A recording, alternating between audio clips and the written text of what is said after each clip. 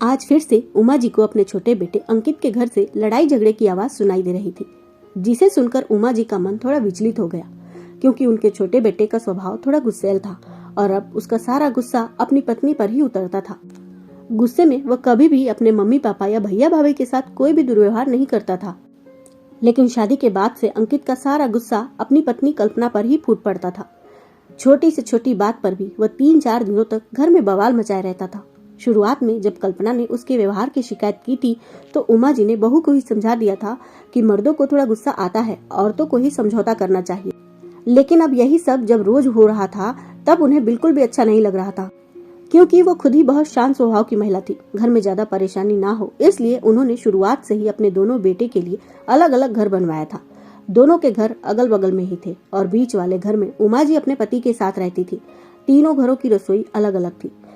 सबसे पहले तो जब बड़े बेटे आरुष का विवाह पल्लवी से हुआ तो उन्होंने उन दोनों की रसोई अलग करके उन्हें दाहिनी ओर वाले घर में भेज दिया, ताकि रिश्तों में मधुरता भी बनी रहे और सभी दुख सुख में एक दूसरे के साथ रहें और घर में किसी प्रकार की कोई कमी भी ना हो।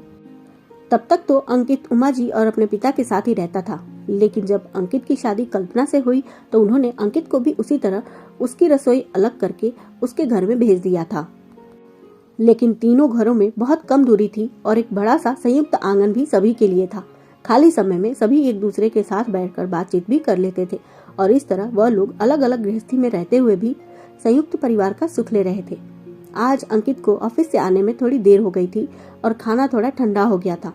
इस पर वह भड़क गया और कल्पना से कहने लगा, तुम सब्जी बनाकर रख लेती और मेरे आने पर गर्म रोटियां सेक लेती तो तुम्हारा क्या बिगड़ जाता। वैसे भी दिन भर घर पर बैठे बैठे तुम्हें काम ही क्या रहता है।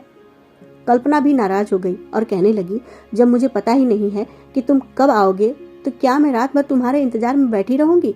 मुझे भी थकान हो रही थी तो मैंने सोचा कि रोटियां बनाकर रख देती हूँ, जैसे ही तुम आओगे तो हम साथ बैठकर खा लेंगे। बस इतनी सी बात पर तुम इतना क्यों भड़क रहे हो। बात तो छोटी सी ही थी, लेकिन बहस होते होते बात इतनी बिगड़ गई कि कल्पना ने रात का खाना नहीं खाया और चुपचाप अपने कमरे में जाकर रोने लगी। अंकित ने वही ठंडा खाना खाकर अपना पेट भर लिया और गुस्से में मुंह फेर कर सो गया। इस बात पर भी कल्पना बहुत दुखी हुई कि वह तो अपना पेट भरकर सो गया, लेकिन उसने पत्नी को एक बार खाने के लिए पूछा तक नहीं। ऐसे ही अगली सुबह भी दुख और उदासी के कारण कल्पना को कुछ भी खाने की इच्छा नहीं हुई और उसने सुबह भी कुछ नहीं खाया। दोपहर में भी उसका पति घर पर खाना खाने के लिए आता था, तब भी उसके पति ने उससे ठीक ढंग से बात नहीं की तो कल्पना ने दोपहर में भी कुछ नहीं खाया। लेकिन शाम तक उसे भूख लगने लगी थी तो उसने खाना बना लिया था। लेकिन शाम को भी ऑफिस से आने पर उसने पुराने दिन का गुस्सा निकालकर बहस करना शुरू कर दिया कि एक तो गलती करती हो और ऊपर से मुंह फुलाकर घूम रही हो। और कल्पना की भूख फिर से मर गई। फिर वह ऐसे ही सो गई। सुबह उठकर उसे कुछ भी काम करने की इच्छा नहीं हो रही थी, इसलिए वह बिस्तर पर ही पड़ी रही। अंकित ऑफिस के लिए तैयार हुआ। वो रसोई में आया तो उसने देखा कि रात का बचा हुआ खाना फ्रिज में पड़ा हुआ था। उसे गुस्सा तो बहुत आया, लेकिन उसने वही खाना गर्म किया और बैठकर खाना खाने लगा। तभी उसकी माँ का फोन आया और वह कहने लगी, बेटा मेरी कुछ दवाइयाँ खत्म हो गई हैं, तू ऑफिस जाते हुए दवाई का पर्चा लेते जाना और दोपहर में दवाई लेकर आ जाना। अंकित गुस्से में बोला, माँ तुम भैया से दवाई मंगवा लो, वैसे भी मैं दोपहर में खाना खाने के लिए घर पर नहीं आऊंगा। तुम्हारी बहू तो मेरे लिए नाश्ता ही नहीं बना रही है तो दोपहर का खाना क्या बनाएगी। मैं तो रात का बचा हुआ बासी खाना गर्म करके ही खा रहा हूँ। इतना कहकर उसने गुस्से में फोन काट दिया। उमा जी को बड़ी हैरानी हुई कि कल्पना ऐसा क्यों कर रही है। उसके ऑफिस जाने के 2 घंटे के बाद उमा जी अपना सारा काम निपटा कर कल्पना के घर पहुंची तो उन्होंने देखा कि कल्पना हॉल में डाइनिंग टेबल पर बैठकर गर्मा गर्म रोटी और सब्जी खा रही थी। यह देखते ही कल्पना जी का गुस्सा फूट पड़ा और उन्होंने गुस्से में कहा, बहू तुम्हें पता है ना कि पति परमेश्वर के समान होता है। तुम्हारा पति बासी खाना खाकर ऑफिस गया है और तुम ताजा खाना खा रही हो। कैसी पत्नी हो तुम। बहू तुमने अपने परमेश्वर को बासी खाने का भोग क्यों लगाया। अपनी आंखों से आग बरसाते हुए सास ने कहा। तो कल्पना ने धीरे से कहा, मम्मी जी अभी मैं खाना खा रही हूँ, मुझे खाते समय बात करना बिल्कुल भी पसंद नहीं है। मैं खाना खाकर आपसे बात करती हूँ। कल्पना को ताजी सब्जी रोटी खाते देखकर उसकी सास का गुस्सा 7वें आसमान पर पहुंच गया था और यह बात सुनकर तो उनका गुस्सा और भड़क उठा। वह उसके आगे से खाने की थाली खींचते हुए बोली, तुम 2 मिनट के लिए खाना बंद करो और पहले मेरी बात का जवाब दो। फिर कल्पना ने उन्हें करारा जवाब देते हुए कहा, मम्मी जी आपने शुरुआत से ही अपने बेटे के उग्र स्वभाव की तरफदारी की।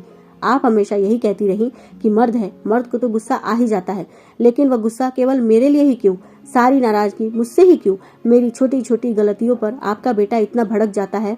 लेकिन वह आपसे या घर के किसी और सदस्य से दुर्व्यवहार तो नहीं करते, लेकिन मुझ पर तो गुस्सा बरसा देते हैं। जिस बासी खाने की बात आप कर रही हैं, वह बासी खाना इसलिए बचा था क्योंकि कल रात को मैंने खाना नहीं खाया। आपका बेटा परसों रात से ही घर में तूफान मचाए हुए है, जिसके वजह से कल सुबह मैंने नाश्ता भी नहीं किया और दोपहर में भी मुझे कुछ भी खाने की इच्छा नहीं हो रही थी। लेकिन आपका बेटा घर आकर आराम से खाना खाकर चला गया और उसने मुझसे एक बार पूछा भी नहीं कि तुमने खाना खाया या नहीं खाया। खैर, मैंने सोचा कि दिन में तो वह ऑफिस चले गए थे, उन्होंने देखा नहीं, लेकिन शाम को तो वह मुझे मनुहार करके खाना खाने के लिए कहेंगे, क्योंकि मैं तो कभी उन्हें नाराज छोड़कर अकेले नहीं खाती। शाम को मुझे थोड़ी भूख भी लगने लगी थी। मैंने बड़े प्यार से हम दोनों के लिए खाना बनाया था, लेकिन शाम को आकर भी वह पुरानी बातें फिर से लेकर बैठ गए और मुझे कोसने लगे, मुझ पर गुस्सा करने लगे। मैं रोती रह गई और आपका बेटा चुपचाप रसोई में जाकर खाना परोस कर खाकर आराम से सोने के लिए चला गया। मैं देर रात तक हॉल में सोफे पर ही बैठकर रोती रही, लेकिन वह एक बार भी यह देखने के लिए नहीं आया कि मैंने खाना खाया है या नहीं, मैं हॉल में आरामदायक स्थिति में हूँ या नहीं। जिस इंसान को केवल अपने भूख, अपनी नींद और अपने आराम के बारे में सोचना है, तो फिर मैं यह क्यों देखूं कि वह ताजा खाना खा रहा है या बासी। सुबह उठकर भी जब मैंने नाराजगी में कुछ नहीं बनाया, तो आपका बेटा रसोई में जाकर रात का बचा हुआ खाना गर्म करके खाकर चला गया। उसने मुझसे पूछा भी नहीं कि तुमने रात को खाना क्यों नहीं खाया या सुबह तुम खाओगी या नहीं। मैं भी कब तक भूखी बैठी रहूंगी। मैं बहुत बड़ी बेवकूफ थी जो आपके बेटे का गुस्सा खाने के ऊपर उतार रही थी। इसलिए मैंने भी अब अपनी भूख के बारे में सोचा और अपने लिए 3 ताजी रोटियां बना ली, क्योंकि मैं अच्छे से समझ गई हूँ कि मेरे बारे में सोचने वाला यहाँ कोई नहीं है। मुझे खुद के बारे में खुद ही सोचना पड़ेगा और अब आगे से चाहे कितनी भी नाराजगी हो, जितने भी गिले शिकवे हों, लेकिन मैं अपने खाने पर रोक नहीं लगाऊंगी और ना किसी को लगाने दूंगी। इतना कहकर उसने अपनी थाली सास के हाथों से छीन ली और अपने कमरे में जाकर भीतर से दरवाजा बंद करके चुपचाप बैठकर खाना खाने लगी। उमा जी सोच में डूब गई कि बहू सच ही तो कह रही है। घर की औरतें अगर नाराजगी में खाना छोड़ भी देती है तो उनकी भूख के बारे में कौन सोचता है। उमा जी खुद भी शुरुआत में नाराजगी में कई बार ऐसे ही खाना छोड़ चुकी थी, लेकिन कोई उन्हें खाने के लिए पूछता तक नहीं था। उनके पति आराम से खाना खाकर चले जाते थे, वह भी एक बार पलट कर नहीं पूछते थे कि तुम भी खाना खा लो। जब कोई अपने अहंकार में आकर सिर्फ अपने बारे में सोच सकता है तो घर की औरतें क्यों नहीं। उन्होंने बहू से कुछ नहीं कहा। घर जाकर उन्होंने अंकित को फोन लगाया और बोली, अंकित, शाम को ऑफिस से आते हुए जरा घर चले आना। शाम को जब अंकित ऑफिस से घर पहुंचा तो उसकी माँ ने उसे डांटते हुए कहा, बेटा, तुम बहू के साथ यह कैसा व्यवहार कर रहे हो। तुम तो सुबह बासी खाना खाकर चले गए, लेकिन तुमने एक बार यह नहीं सोचा कि यह बासी खाना रात का है, यानी कि तुम्हारी पत्नी रात से भूखी है। तो क्या अपनी पत्नी को तुमने कुछ खाने के लिए पूछा? अंकित चिढ़ गया और कहने लगा, अरे वह क्या कहेगी महारानी है जो उसकी भूख प्यास का ध्यान रखूं। उसकी माँ उसे गुस्से में डांटते हुए बोली, तो क्या तुम कहीं के महाराजा हो जो वह तुम्हारी भूख प्यास का ध्यान रखे। सुबह तो तुम मुझसे शिकायत कर रहे थे कि तुम्हारी बहू ने मुझे नाश्ता भी बनाकर नहीं दिया और मुझे बासी खाना खाना पड़ रहा है। देखो, पति पत्नी के रिश्ते में ना कोई महाराजा होता है ना कोई महारानी होती है, लेकिन दोनों एक दूसरे के पूरक जरूर होते हैं। दोनों को एक दूसरे का ध्यान रखना चाहिए। अभी तो ठीक है बेटा, लेकिन बुढ़ापे में जब माँ बाप नहीं रहते हैं और बच्चे अपनी अलग दुनिया बसा लेते हैं, तब जीवन साथी ही एक दूसरे का साथ देते हैं। और तुम अभी से बहू का ध्यान नहीं रखोगे तो वह आगे चलकर तुम्हारे बारे में क्यों सोचेगी। अंकित अब खामोश हो गया था तो उमा जी ने उसे समझाते हुए कहा, देखो, यह रिश्ता बराबरी का है। इस रिश्ते में दोनों तरफ से परवाह होनी चाहिए। मेरी बातों पर गौर करना और आगे से जरा बहू को समझने की कोशिश करना और अपने गुस्से को नियंत्रित करके रखना सीखो। ये न केवल तुम्हारे बल्कि तुम्हारे आसपास के लोगों के लिए भी हानिकारक है। तुम कल्पना की जगह खुद को रखकर सोचना और तब तुम उसके साथ कोई अन्याय नहीं कर पाओगी। अंकित को माँ की बात समझ में आ गई थी। उमा जी ने भी अपने बेटे को सही सीख देकर एक अच्छी सास और अच्छी माँ होने का फर्ज निभाया था। उस दिन के बाद से अंकित ने खुद के गुस्से पर नियंत्रण रखना शुरू कर दिया। उमा जी भी समझ गई थी कि अगर अपने बेटे की कोई गलती हो तो उसे समझाना चाहिए, ना कि बहू को एडजस्ट करने के लिए कहना चाहिए, क्योंकि ऐसा करने से बेटे बहू दोनों की जिंदगी की मुश्किलें बढ़ सकती हैं। धीरे धीरे अंकित के व्यवहार में खुद के लिए प्यार और परवाह महसूस करके कल्पना भी खुश रहने लगी थी। एक दिन अंकित ने बातों ही बातों में उसे बता दिया कि माँ ने उसे किस तरह समझाया था और तब से उसके व्यवहार में परिवर्तन आया है। तब कल्पना की नजरों में अपनी सास के लिए सम्मान और भी बढ़ गया था और सास बहू का रिश्ता भी बहुत मधुर हो गया था। तो दोस्तों, कहानी का सार पसंद आया हो तो इस कहानी को ज्यादा से ज्यादा मात्रा में शेयर करें ताकि ज्यादा से ज्यादा लोगों तक ये संदेश पहुंच सके। और नई कहानियों के लिए कथा संचय चैनल को सब्सक्राइब जरूर कर लीजिएगा। धन्यवाद।